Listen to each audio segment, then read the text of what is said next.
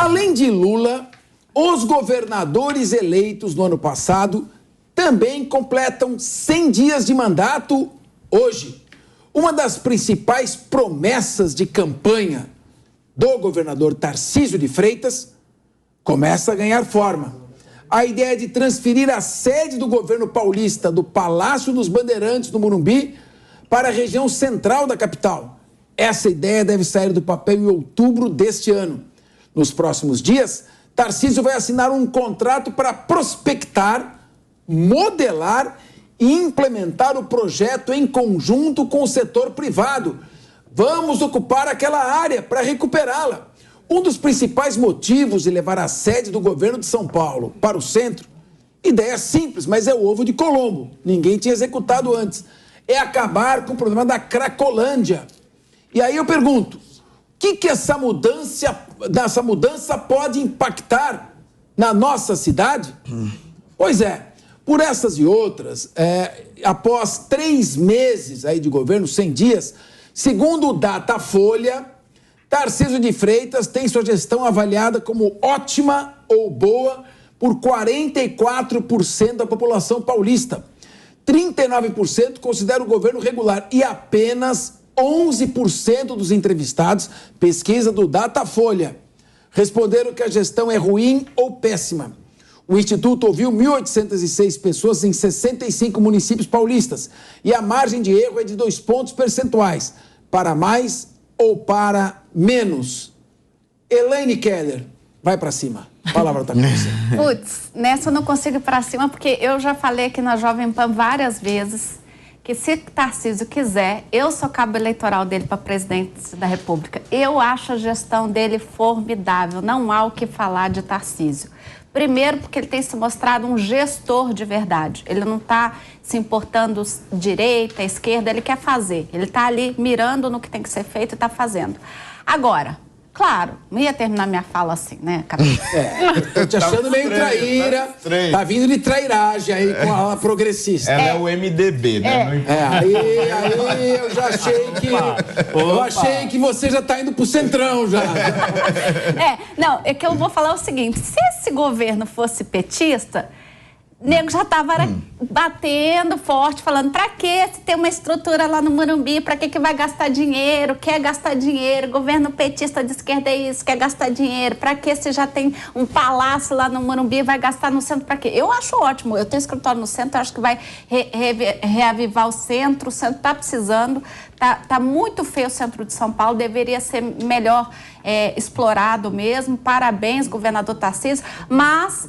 tenho que deixar isso adentro. Se fosse de esquerda, vocês estavam batendo aqui agora e falando gasto, é gasto, é gasto. Se fosse de esquerda, não faria isso. Jamais o PT ia fazer um negócio Já vai, desse. vai você já, Ricardo. Manda bala. Primeiro que sim, uma ótima gestão do governador Tarcísio. Eu acho que ele está sendo coerente, ele está sendo equilibrado desde o relacionamento com o governo federal no começo do mandato, a atitude que ele teve com aquela tragédia no litoral norte de São Paulo, a proatividade, a presença, as execuções, foi realmente de um gestor que é aquilo que a gente está precisando para o país. E esse exemplo, considero um exemplo de sair do Morumbi, do Palácio, e vir para o centro de São Paulo, para dali, então, puxar com a atitude dele, morar no centro, o combate à Cracolândia, que é algo que a gente precisa discutir seriamente. O centro de São Paulo virou uma zona de guerra, algo absurdo para os moradores aqui da cidade de São Paulo, sabem o que eu estou falando aqui, é assustador. E está faltando atitude dos governantes. E esse movimento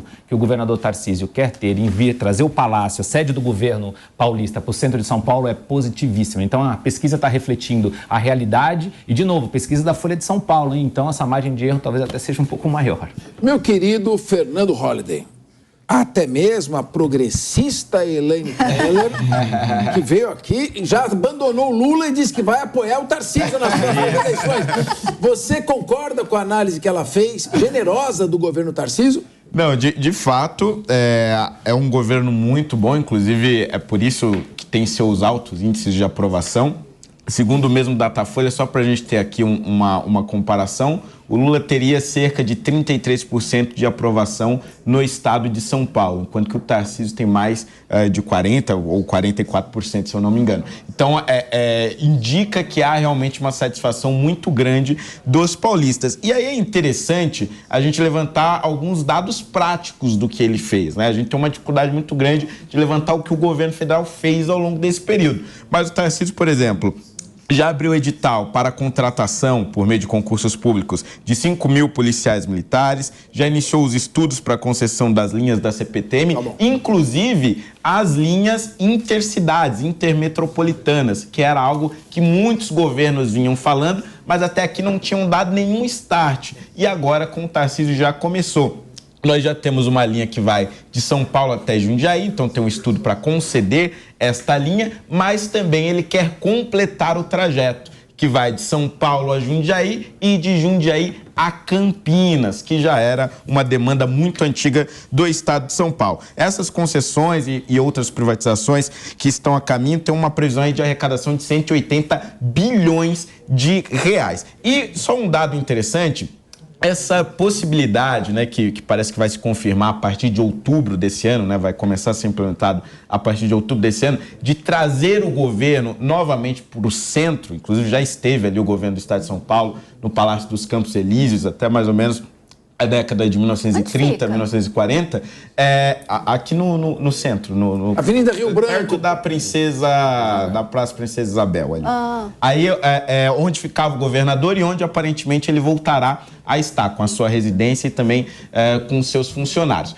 Isso se dá porque cerca de 15% dos roubos de celulares, esse é só um dado, se concentra em apenas 2 delegacias do centro da cidade, além dos vários outros problemas, como a Cracolândia, desvalorização do centro e tudo mais. E a crítica da oposição, do PT, portanto, é de que isso vai gerar uma gentrificação, quer dizer, você vai valorizar demais a região e expulsar os mais pobres. Mas veja, valorizar a região, valorizar o centro da cidade é justamente o que a gente precisa nesse momento. Mas o PT fez essa crítica na Alesp. É o que os deputados... Contra a recuperação do centro? Não, contra a ida do governo estadual para o centro. Então é contra a recuperação do centro? Exato. Minha querida... Porque vai custar muito dinheiro e vai afastar os mais pobres. Querida Deise Ciocari, qual que é a sua análise aí? O Tarcísio realmente está fazendo um bom governo? Eu lembro que ele está, por exemplo, trabalhando pela privatização do Porto de Santos. Se Deus quiser, vai conseguir. E parece que o governo federal não permite isso. Então, o que você acha? Capesso, sabe que eu estava dando uma olhada aqui nas minhas anotações. A gente tem um exemplo de revitalização de centro histórico que é bem emblemático, que é o de Porto Alegre, no Rio Grande do Sul, né? Começou na gestão do ex-prefeito Fortunati. Eu até estava falando aqui com o deputado estadual, o Rodrigo Lorenzoni, pedindo algumas informações, mas acho que ele ainda não viu minha mensagem. Mas a revitalização do centro de Porto Alegre, ela só foi possível a partir do momento em que o Estado entendeu que era necessário também o apoio da iniciativa privada. E aí deu muito certo. O centro de Porto Alegre hoje é lindíssimo graças a essas iniciativas. Aqui em São Paulo, acho que esses 100 dias... Eu sempre sou pessimista em relação à política, porque eu acho que a gente tem alguns exemplos que eles não são muito bons. Mas, por exemplo, o Dória, nos primeiros 100 dias de governo, né, ele dava algumas palestras, inclusive nesses 100 primeiros dias, ele era chamado de presidente, né, porque...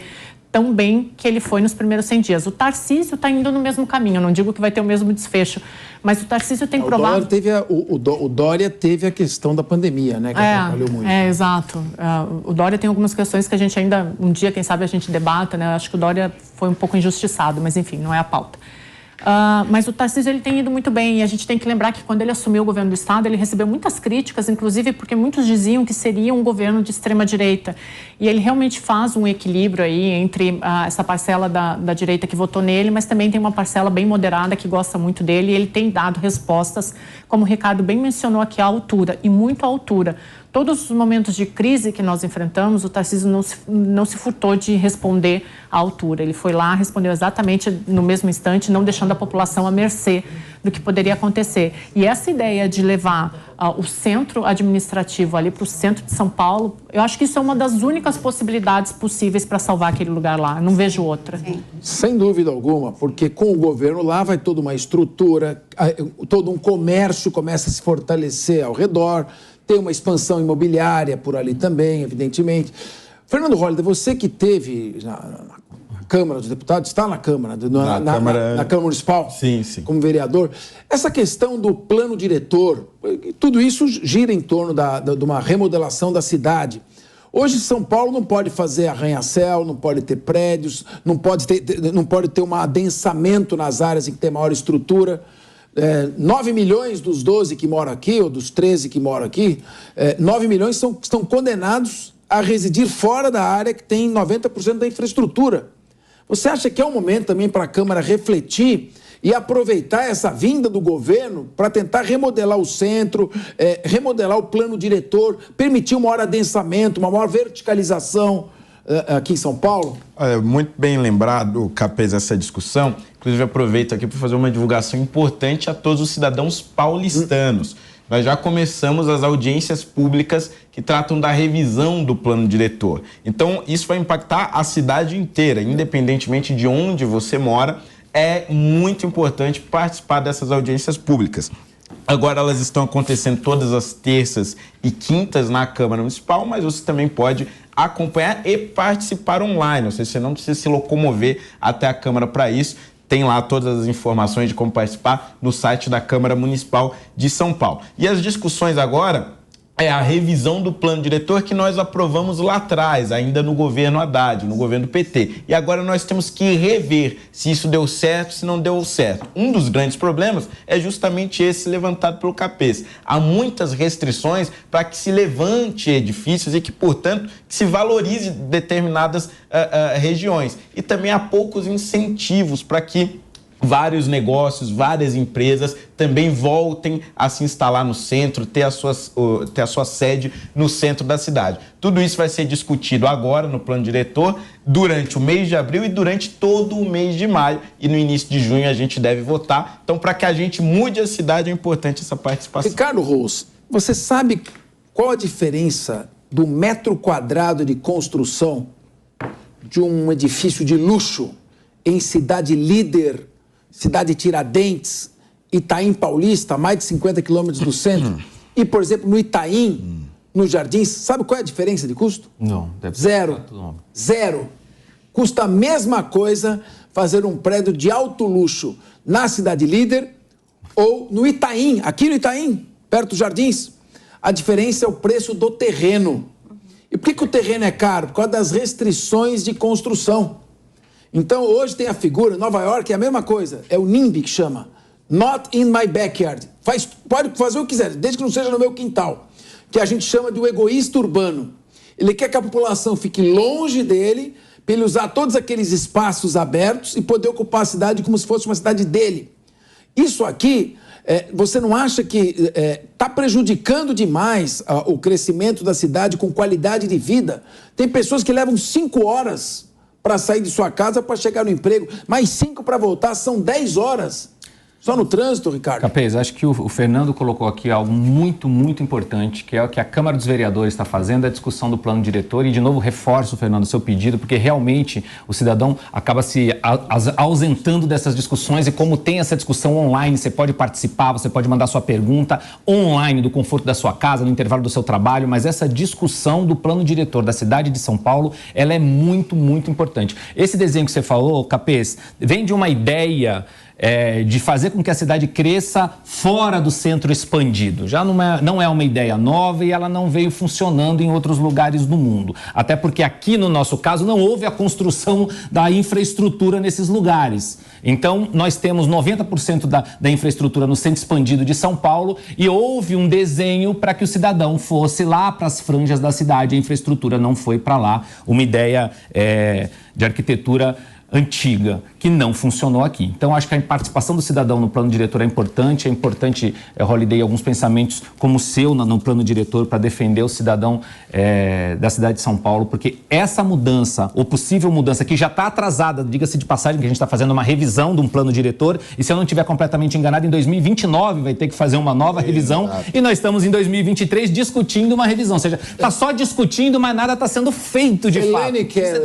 Elaine, você sabe que na periferia não há fiscalização da ocupação de áreas de preservação ambiental permanente, da população que se aloca em áreas de risco, da população humilde que pega o seu dinheirinho e compra terreno loteado pelo PCC. Exato. Então, sem fiscalização, ou seja, nós temos um outro estado, uma outra cidade, uma cidade paralela, que não é fiscalizada, e aqui fica vivendo 30% da população e o centro também degradado. E eu ia até chamar a atenção, porque a Deise falou sobre Porto Alegre, nós temos um belo exemplo, né, Holiday, de Nova York, que é um arranha-céu, uma cidade de arranha-céus, que criou todo um projeto de sustentabilidade, que está belíssimo em Nova York, que a gente queria ter feito aqui no Minhocão, né? Transformar ali o Minhocão numa área verde, numa área que as pessoas pudessem andar de bicicleta e etc. Então, Holiday, queria que você retomasse essa ideia de sustentabilidade do centro e informasse a gente, através das suas mídias, né? Como é que está esse projeto na Câmara? O Holiday já vai retomar já, porque agora, Ricardo Roux, são 15 horas em ponto. Repita. 15 horas. Vamos ao giro de notícias e depois a um rápido intervalo. E voltamos já com o mais polêmico programa da televisão, YouTube e rádio do Brasil.